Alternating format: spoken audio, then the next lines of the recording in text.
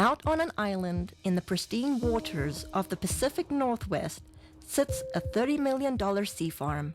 Not just an ordinary sea farm challenging the environment, one that actually gives back. One of the things that's always been extremely important to my dad has been the environment. What's incredible about this process is that we bring in a very small amount of seawater into the facility to recreate the spring bloom on land. And in order to get the amount of microalgae that we're growing on land, we would have to bring in a massive amount and deplete the ocean of a very, very viable food source, whereas the water that's leaving our facility actually contains more phytoplankton that is going directly back out into the ocean than what was originally brought in.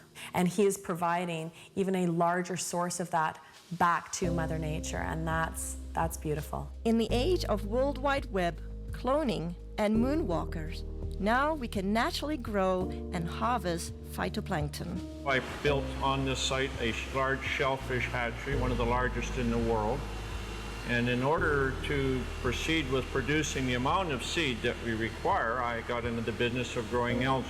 I did come up with a method that I could grow any quantity, any amount at any time of these algae outdoors as well as indoors. His process that he's developed is unique. The big difficulty is how do you harvest something? These single-celled photosynthetic organisms are like tiny little one-celled plants floating around in the water. I mean, how do you get them out of the water and into your product? And he's developed a process where it's a very quick and easy way of extracting all the nutrients from these cells. Phyto, meaning light, plankton, meaning floating or suspended, is the base of life source as we know it. According to NASA, it is responsible for up to 90% of oxygen in our atmosphere. With thousands of single-cell microscopic plants in the ocean, it has eluded man until now. You know, I'm just grateful that I was chosen to find this product because it's been very elusive. It's eluded man until now, and here we have it, and I'm going to help as many people as we can, I hope. Throughout history, necessity continues to be the mother of all invention. He was creating the phytoplankton to feed his shellfish, and as the business grew, his health started to deteriorate, and I used to think that he was just maybe overworked or, tired, and he ended up getting diagnosed with some pretty serious illness about a year ago. They had diagnosed me with quite a serious cancer. In fact, a very serious cancer. It's called mesothelioma, and there's only about 2,000 cases a year in North America. Nobody survives. With just 9 weeks to a few months to live, Mr. Harper did the unimaginable. I was not expecting what I heard. They basically gave him 9 weeks to 9 months to live. Well, it was a pretty big blow, so trying to get my affairs in order, which had to be done. We then, just basically settled down for me to start slowly, dying. I had to go down and pick out his grave plot, and that was a really, just a very horrible, raw, vulnerable time. While all this was happening, getting ready for his surgery, we'd all been giving him a bit of a hard time because he had been eating phytoplankton out of the tanks at work. And I was actually getting pretty upset with him about doing that because it's for whales, it's for oysters, it's for fish, it's for krill. So I said, are you crazy? He's literally sticking his finger in the tanks and eating this stuff raw. I started on a daily routine of just taking a bit of paste, putting it in my mouth, and wash it down with a drink of water and go about my daily business, what I could do. And within about 10 to 15 days, here I am, starting less pain in my back. I knew that something was going on, so I just kept eating half a teaspoon of this paste a day. I was booked to go for surgery in Victoria where they're going to do what they call a talc treatment, and they take a medical grade talking powder, they introduce it into between your lungs and your pleural lining and keep you in the hospital for a few days. And that there causes your lungs to fuse together, and it stops you from drowning in your own fluids that are built up. The head surgeon came out and had a very odd look on his face. I said to my mom, oh my God, something's happened. My dad's died, and I was just shaking and panicking, and the surgeon came up to me and he said, you know, I don't know what's going on here, but there's a strange foreign white substance covering your dad's tumors in his lungs, and we've never seen anything like it before. Well, lo and behold, they went in there to have a look, saw something they never seen before, took 11 sites, sent them away for biopsy, and I got the news back. Everything was benign. They just did not know what to make of it. Everything was absolutely clean. Well, the surgeons are saying that they don't know what I had. They don't know if what I created and am taking had any effect on the cancer. All they can tell me is they've never seen what they saw inside of me, and I attribute this to my algae. I fully believe that with all my heart. I do moderate exercise every day. I watch what I eat. I lead a very normal life. And as a bonus, I've lost weight and I've tried dieting all my life because I'm a diabetic, or I was a diabetic. If it's a coincidence or not, I don't know. But anyway, my blood sugar started dropping. My weight started falling off, and I ended up probably within about a 6-month period, here I am no longer requiring insulin, and I was taking 88 units a day of insulin, and I now can eat just about what I want in moderation, and I have no elevated sugar levels, and I feel fabulous. The potential benefits far outweigh the painstaking process to create even a teaspoon of a concentrated finished product. Well, we can do in a neighborhood in the winter months about 25 ton of product, summer months up to 45 metric tons a day.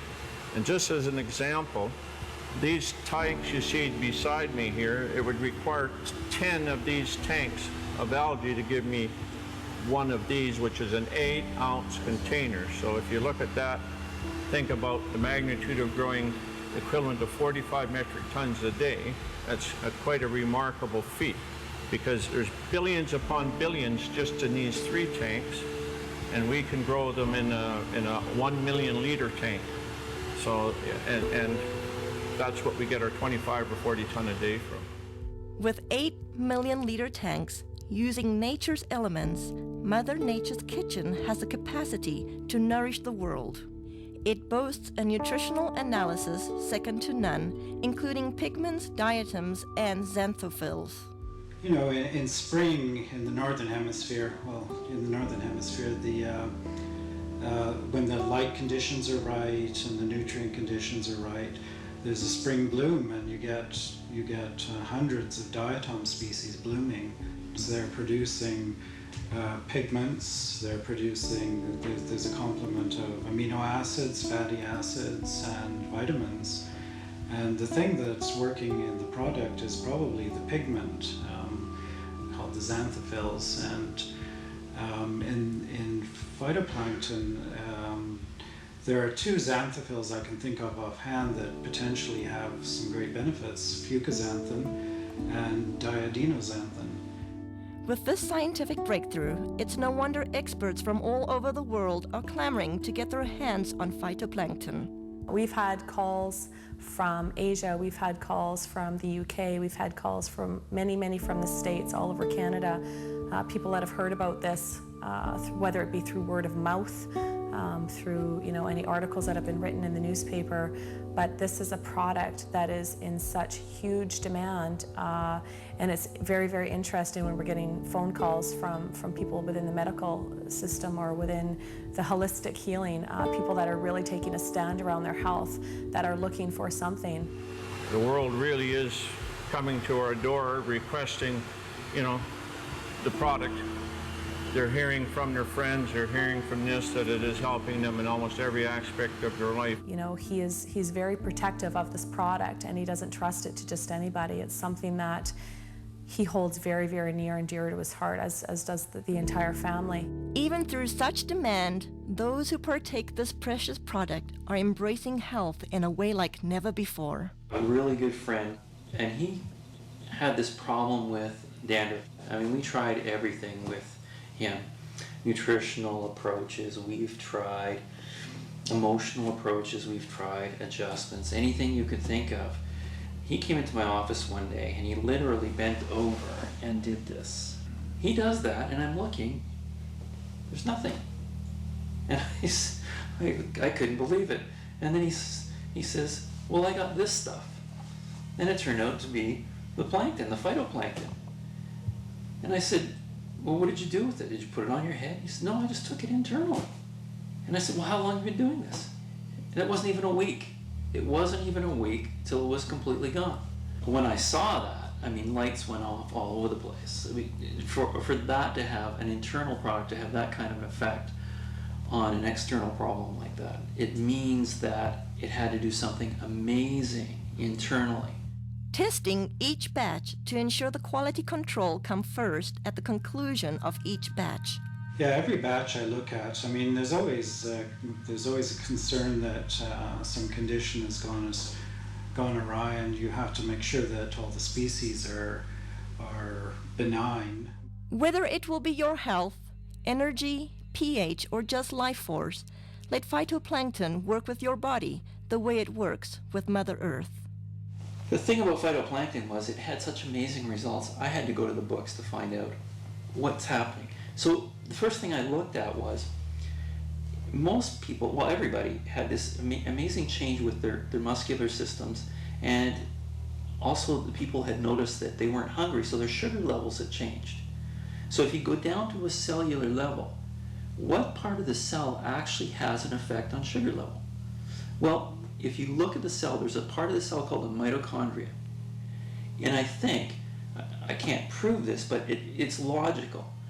The common sense thing says that insulin resistance is because the cell can't handle the sugar anymore, and it says no more. So insulin, the hormone that pushes the sugar into the cell, all of a sudden the cell's not having that anymore, because if it keeps going, it's going to completely damage the energy producer in the cell called the mitochondria.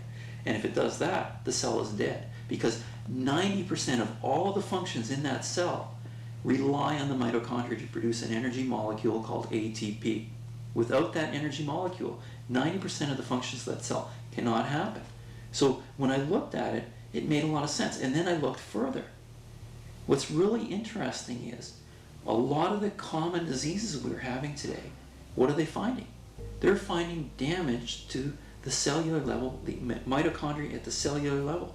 Whether it's heart disease, whether it's fibromyalgia, chronic fatigue, any muscular related diseases, any neurological diseases, Alzheimer's, those kinds of things, they're finding the exact same thing. Phytoplankton is such a complete nutrient. And when I look at a complete nutrient, what I'm looking for is I'm looking for as close to nature as possible.